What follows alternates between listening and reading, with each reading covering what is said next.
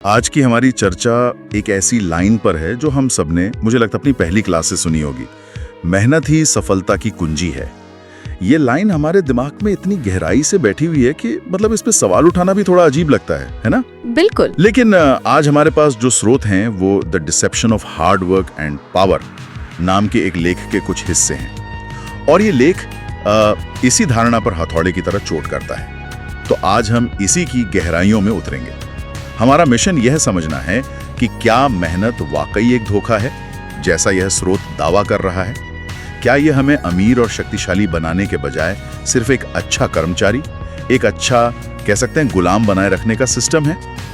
चलिए शुरू करते हैं एक छोटे से विचार के साथ जो स्रोत हमें देता है। एक पल के लिए अपनी जिंदगी के सबसे मेहनती इंसान के बारे में सोचिए। हो सकता है वो आपके पिता हों, कोई रिश्तेदार, कोई दोस्त, या शायद आप खुद। कोई ऐसा इंसान जो सुबह से शाम तक बिना थके काम करता है। अब पूरी ईमानदारी से सोचिए, क्या वो इंसान आपकी नजर में सबसे अमीर या सबसे शक्तिशाली है? ज्यादातर लोगों के लिए इसका जवाब नहीं होगा, और यहीं से एक बेचैनी शुरू होती है। और स्रोत इसी बेचैनी को पकड़ता है। वो इसका इस्तेमाल उस यकीन को तोड़ने के लिए करता है जो हमारे दिमाग में बैठा हुआ है। ये सवाल हमें असहज करने के लिए ही पूछा गया है। अच्छा। क्योंकि जब तक हम इस आरामदायक सोच पर सवाल नहीं उठाएंगे कि मेहनत करने से सब ठीक हो जाता है, तब तक हम उस सिस्टम को देख ही नहीं पाएंगे जो इस सोच के पीछे काम कर रहा है। स्रोत के मुताबिक ये असहजता ही वो पहली चिंगारी है जो किसी को गहरी नींद से जगा सकती है। बिल्कुल, और स्रोत तो इसे सीधे सीधे सदी का सबसे बड़ा झूठ कहता है। जी। हमें बचपन से एक ही कहानी सुनाई गई है, अच्छे नंबर लाओ, अच्छी डिग्री लो, अच्छी नौकरी करो, खूब मेहनत करो और जिंदगी सेट हो जाएगी। यही सुना है सबने। हमें सिखाया गया कि मेहनत करना एक नैतिक गुण है, एक पुण्य का काम है। लेकिन स्रोत एक बहुत ही तीखी और कड़वी बात कहता है जो शायद कई लोगों को चुभ सकती है। क्या कहता है? वो कहता है, अगर सिर्फ मेहनत ही सफलता की चाबी होती तो इस देश का हर रिक्शा चलाने वाला और हर मजदूर आज करोड़पति होता। ये लाइन सोचने पर मजबूर कर देती है, क्योंकि ये हमारे रोज के अनुभव से मेल खाती है। हम अपने आसपास ऐसे अनगिनत लोगों को देखते हैं जो हमसे कहीं ज्यादा शारीरिक मेहनत करते हैं, लेकिन उनकी आर्थिक स्थिति बहुत खराब होती है। यहीं पर स्रोत असल दुनिया और फिल्मी दुनिया के बीच का एक बहुत दिलचस्प अंतर बताता है। हिंदी फिल्मों में गरीब, ईमानदार और मेहनती हीरो आखिर में विलेन को हराकर सब कुछ हासिल कर लेता है। वहाँ मेहनत की हमेशा जीत होती है। हाँ, क्योंकि हमें वही देखना पसंद है, वो हमें एक उम्मीद देता है। बिल्कुल। लेकिन स्रोत कहता है कि असल दुनिया फिल्मों की तरह नहीं चलती। असल दुनिया, खासकर कॉर्पोरेट जगत, वो ऑफिस की राजनीति, ताकत के समीकरण और कंट्रोल के खेल से चलती है, सिर्फ मेहनत के दम पर नहीं। अच्छा। स्रोत का तर्क है कि असल दुनिया में जो सिर्फ आंख बंद करके मेहनत करता है वो असल में इस्तेमाल होता है। और इसी असल दुनिया के नियमों को समझाने के लिए स्रोत हमें 500 साल पीछे ले जाता है। कहाँ? इटली के एक विचारक निकोलो माकियावेली के पास। मैकियावेली। इनका नाम तो अक्सर राजनीति और कूटनीति में मतलब बड़ी चालाकी के लिए इस्तेमाल होता है। सही कहा। मैकियावेली को अक्सर गलत समझा जाता है, लेकिन उनका एक विचार इस चर्चा के लिए बहुत जरूरी है। उनका कहना था, दुनिया वैसी नहीं है जैसी उसे होना चाहिए, दुनिया वैसी है जैसी वो असल में है। और एक बुद्धिमान इंसान दुनिया को वैसे ही देखता है जैसी वो है, न कि जैसी वो उसे देखना चाहता है। वाह। स्रोत कहता है कि मेहनत का गुणगान करना, ये दुनिया को वैसे देखना है जैसा उसे होना चाहिए, लेकिन पावर के खेल को समझना, दुनिया को जैसा वो है वैसा देखना है। ये एक बहुत ही सीधी और कड़वी बात है। मुझे लगता है स्रोत इसी बात को ऑफिस की दुनिया से जोड़ रहा है, जहां सिर्फ मेहनत नहीं बल्कि कुछ और ही नियम काम करते हैं। क्या स्रोत इस बारे में कुछ और बताता है? हाँ, वो सीधे सीधे कहता है कि जो लोग सबसे ज्यादा मेहनत करते हैं वो असल में उन लोगों के लिए काम करते हैं जो सबसे ज्यादा सोचते हैं। बिल्कुल। और ये पूरा सिस्टम एक चीज पर टिका है, डर। डर। बॉस को ना कहने का डर, नौकरी छोड़ जाने का डर, EMI और लोन का डर, रिस्क लेने का डर, और सबसे बड़ा डर, लोग क्या कहेंगे। स्रोत के मुताबिक इसी डर की वजह से मिडिल क्लास का इंसान सबसे सुरक्षित रास्ता चुनता है, जो है सिर्फ मेहनत करने का रास्ता। सिर झुकाकर काम करते जाओ, सवाल मत पूछो। हाँ, और उम्मीद करो कि एक दिन सब ठीक हो जाएगा। इस सोच को और गहराई से समझाने के लिए स्रोत एक बहुत ही दिलचस्प सिद्धांत देता है, कुल्हाड़ी का सिद्धांत। या एक्स थ्योरी। जी। ये सिद्धांत दुनिया को दो तरह के लोगों में बांटता है। पहले वो लोग जो कुल्हाड़ी चलाते हैं, ये वो लोग हैं जो असल में काम करते हैं, जो शारीरिक या मानसिक मेहनत करते हैं। और दूसरे वो लोग जो ये बताते हैं कि कुल्हाड़ी कहाँ चलानी है।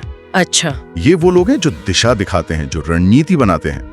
कुल्हाड़ी चलाने वाला दिन के आखिर में थक कर चूर हो जाता है, जबकि दिशा दिखाने वाला शतरंज की बिसात पर अगला मूव सोच रहा होता है। तो अगर हम इसे आज के दुनिया में देखें तो एक सॉफ्टवेयर कंपनी में जो कोडर घंटों तक कोडिंग कर रहा है वो कुल्हाड़ी चलाने वाला हो गया। और जो सीईओ या प्रोडक्ट मैनेजर ये तय कर रहा है कि कौन सा प्रोडक्ट बनाना है, मार्केट में कैसे लॉन्च करना है, वो दिशा दिखाने वाला हो गया। बिल्कुल सही पकड़ा आपने।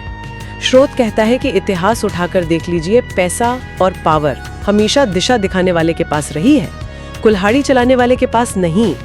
मिस्र के पिरामिड बनाने वाले मजदूरों ने अपनी जान दे दी, लेकिन इतिहास में नाम फिरौन का है, जिसने उसे बनवाने का सपना देखा था। सही बात है। ये सिद्धांत सुनने वाले को मजबूर करता है कि वो खुद से पूछे, मैं कौन हूँ? क्या मैं सिर्फ कुल्हाड़ी चला रहा हूँ, या मैं ये तय कर रहा हूँ कि कुल्हाड़ी कहाँ चलानी है? ठीक है, मैं ये तर्क समझ रहा हूँ, लेकिन यहाँ एक बहुत जरूरी सवाल उठता है। अगर पावर और पैसा हमेशा दिशा दिखाने वालों के पास ही रहा है, तो फिर हमारी पूरी शिक्षा, हमारा समाज, हमारे माता पिता सब हमें कुल्हाड़ी चलाने के लिए इतना प्रोत्साहित क्यों करते हैं? क्यों हमें मेहनत के ये गुणगान सुनाए जाते हैं? इसका जवाब स्रोत काफी, कह सकते हैं, सनसनीखेज तरीके से देता है। और वो कहता है कि ये एक सोची समझी रणनीति है। रणनीति? सोचिए, अगर हर कोई राजा बनना चाहेगा तो सिपाही कौन बनेगा? अगर हर कोई दिशा दिखाना चाहेगा तो कुल्हाड़ी कौन चलाएगा? कंपनियों को, सरकारों को, पूरे सिस्टम को एक बहुत बड़ी वर्कफोर्स की जरूरत है, जो सवाल ना करे, जो चुपचाप काम करती रहे, जो ईएमआई और घर के लोन के डर से कभी नौकरी छोड़ने की या बगावत करने की हिम्मत ना करे। बिल्कुल। मतलब आप कह रही हैं कि मेहनत को एक नैतिक गुण या गौरव का चोला इसलिए पहनाया गया है ताकि लोग सवाल ना करें और सिस्टम चलता रहे। स्रोत का तो यही दावा है। वो कहता है कि हार्ड वर्क को ग्लोरियस वर्क बना दिया गया है। 14 घंटे काम करने को सम्मान की बात माना जाता है। हाँ, ये तो है। लोग से मिलते हैं तो बड़ी शान से कहते हैं, भाई आज तो मरने की भी फुर्सत नहीं मिली। हाँ, ये तो बहुत कॉमन है। स्रोत के अनुसार ये कोई बहादुरी की निशानी नहीं है, ये मानसिक गुलामी का सबसे बड़ा सबूत है। आप ये बता रहे हैं कि आपके पास अपने जीवन के बारे में सोचने तक का समय नहीं है। वाह, ये तो सोचने वाली बात है। हम अक्सर अपनी मेहनत को, अपने लंबे काम के घंटों को एक मेडल की तरह पहनते हैं। और स्रोत कह रहा है कि ये असल में हमारी गर्दन के चारों ओर एक मुझे आसानी से बदला जा सकता है का साइन बोर्ड है। ये तो पूरा नजरिया ही बदल देता है। और यहीं पर स्रोत एक और चौंकाने वाली बात कहता है। क्या? वो कहता है, जब आप किसी इंटरव्यू में या अपने बॉस के सामने कहते हैं मैं बहुत मेहनती हूँ, तो आप असल में अवचेतन रूप से यह संदेश दे रहे हैं कि मुझे आसानी से बदला जा सकता है, यानी आई एम रिप्लेसेबल। ये थोड़ा समझने में मुश्किल है। कोई ये क्यों सोचेगा? क्योंकि कुल्हाड़ी चलाने वाले बहुत मिल जाएंगे। अगर एक मजदूर दिन के 100 रुपए मांगता है तो कंपनी को हमेशा कोई दूसरा मिल जाएगा जो 90 रुपए में वही काम करने को तैयार होगा। जब आपकी पहचान सिर्फ आपकी मेहनत से होती है तो आप खुद को एक वस्तु बना रहे हैं। आपकी कीमत आपके काम करने की क्षमता से है। लेकिन जो व्यक्ति दिशा दिखाता है, जो रणनीति बनाता है, उसकी कीमत उसकी सोच से होती है, उसके विजन से होती है। और विजन रखने वाले लोग वो आसानी से नहीं मिलते, इसीलिए वो रिप्लेसेबल नहीं होते। ये एक दिलचस्प बात है, लेकिन क्या ये थोड़ा ज्यादा नेगेटिव नजरिया नहीं है? क्या लोग सच में गुलामी का सबूत दिखाने के लिए ऐसा कहते हैं, या फिर ये सिर्फ अपने काम के प्रति जुनून और समर्पण दिखाने का एक तरीका है? क्या मेहनत का कोई सम्मान नहीं है? आपका सवाल बहुत वाजिब है, और स्रोत ये नहीं कहता कि मेहनत या काम करना गलत है या उसका कोई मूल्य नहीं है। बिना काम किए तो कुछ भी हासिल नहीं हो सकता। सही बात है। स्रोत का तर्क उस अंधी मेहनत पर है, उस मेहनत पर जो बिना सोचे समझे की जाती है। वो उस मानसिकता पर सवाल उठा रहा है जहां मेहनत को ही मंजिल मान लिया जाता है, जबकि मेहनत मंजिल तक पहुंचने का सिर्फ एक औजार है, पूरी रणनीति नहीं। अच्छा, जुनून और समर्पण बहुत अच्छी बात है, लेकिन अगर वो सही दिशा में ना हो तो वो आपको थकाकर खत्म कर देगा, कहीं पहुंचाएगा नहीं।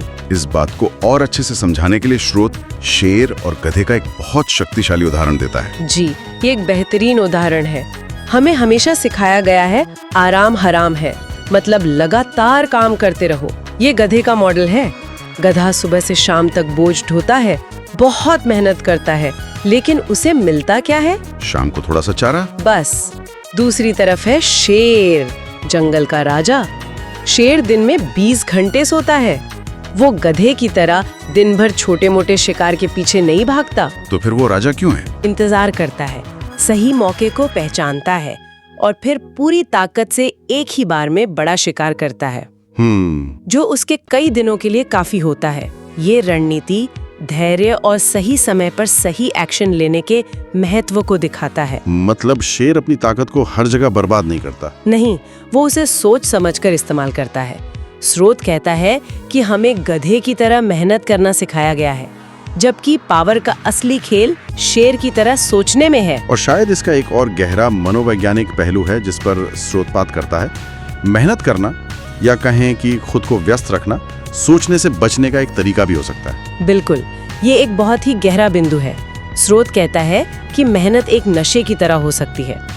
सोचना, रणनीति बनाना, बड़े फैसले लेना, ये मुश्किल काम है। इनमें अनिश्चितता होती है, दिमागी तौर पर बहुत ज्यादा ऊर्जा लगती है। सही है। इसकी तुलना में हमें जो काम दिया गया है उसे चुपचाप करते रहना ज्यादा आसान है। इसमें एक तरह की सुरक्षा महसूस होती है। स्रोत एक उदाहरण देता है, एक बिल्डिंग बनाने में ईंट उठाना और उन्हें एक के ऊपर एक रखना आसान काम है, लेकिन उस पूरी बिल्डिंग का नक्शा बनाना, ये सोचना कि कौन सा पिलर कहाँ होगा, कहाँ दरवाजे खिड़कियाँ होंगी, ये बहुत मुश्किल काम है। सही बात। ज्यादातर लोग दिमागी मेहनत के दर्द से बचने के लिए शारीरिक या रूटीन मेहनत का आसान रास्ता चुनते हैं और इसीलिए वो जिंदगी भर ईंट उठाने वाले ही रह जाते हैं, नक्शा बनाने वाले नहीं बन पाते। ये बात तो कहीं ना कहीं सही लगती है। कई बार जब कोई बड़ा मुश्किल काम सोचना होता है तो हम छोटे मोटे आसान काम निपटाने में लग जाते हैं। शायद ये सोचने की प्रक्रिया को टालने का ही एक तरीका है। हाँ, इसे प्रोडक्टिव प्रोक्रेस्टिनेशन भी कहते हैं। आप व्यस्त तो दिख रहे हैं, लेकिन आप सबसे जरूरी काम नहीं कर रहे हैं। आप कुल्हाड़ी तो चला रहे हैं, लेकिन शायद गलत जंगल में। स्रोत का अंतिम तर्क यही है कि असली पावर मेहनत में नहीं, बल्कि इस बात में है कि आप अपनी मेहनत को कहां और कैसे लगाते हैं, और ये फैसला सोचने से आता है, सिर्फ काम करने से नहीं। तो इस पूरी बातचीत का सार क्या निकलता है? क्या स्रोत ये कह रहा है कि हमें कल से काम पे जाना बंद कर देना चाहिए और बस बैठकर सोचना चाहिए? जाहिर है नहीं। बिल्कुल नहीं। संदेश काम छोड़ने का नहीं, बल्कि काम करने का तरीका बदलने का है। स्रोत हमें एक आईना दिखा रहा है। वो पूछ रहा है कि क्या आप अपनी जिंदगी के ड्राइवर हैं या सिर्फ एक पैसेंजर जो उस रास्ते पर चले जा रहा है जो किसी और ने तय किया है। बिल्कुल। असली सवाल ये नहीं है कि मेहनत सही है या गलत। असली सवाल ये है कि क्या सिर्फ मेहनत ही पावर और सफलता का एकमात्र रास्ता है? और स्रोत का जवाब है नहीं। तो आखिर में ये स्रोत हमें एक दोराहे पर लाकर खड़ा कर देता है। वो हमें एक चुनाव करने को कहता है। क्या आप एक वर्कर यानी सिर्फ काम करने वाले बने रहना चाहते हैं जो सिस्टम के नियमों का पालन करता है, या आप एक प्लेयर यानी खेल खेलने वाले या कह सकते हैं खेल चलाने वाला बनना चाहते हैं जो सिस्टम के नियमों को समझता है और उनका इस्तेमाल अपने फायदे के लिए करता है? जी, और स्रोत जानबूझकर कहानी को एक बहुत ही रोमांचक मोड़ पर खत्म करता है। ये एक क्लासिक कहानी कहने की तकनीक है। अच्छा। वो एक पार्ट 2 का वादा करता है जिसमें वो प्लेयर बनने के नियम बताने का दावा करता है।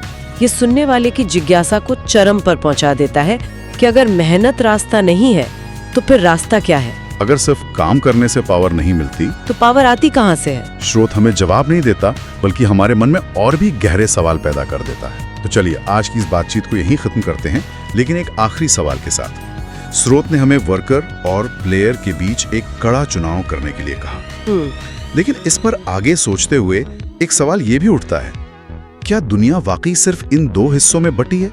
क्या कोई तीसरा रास्ता हो सकता है?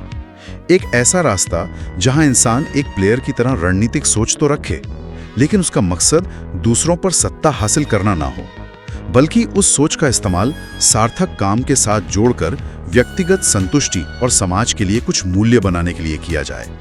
किसी की अपनी जिंदगी में वो तीसरा रास्ता कैसा दिख सकता है?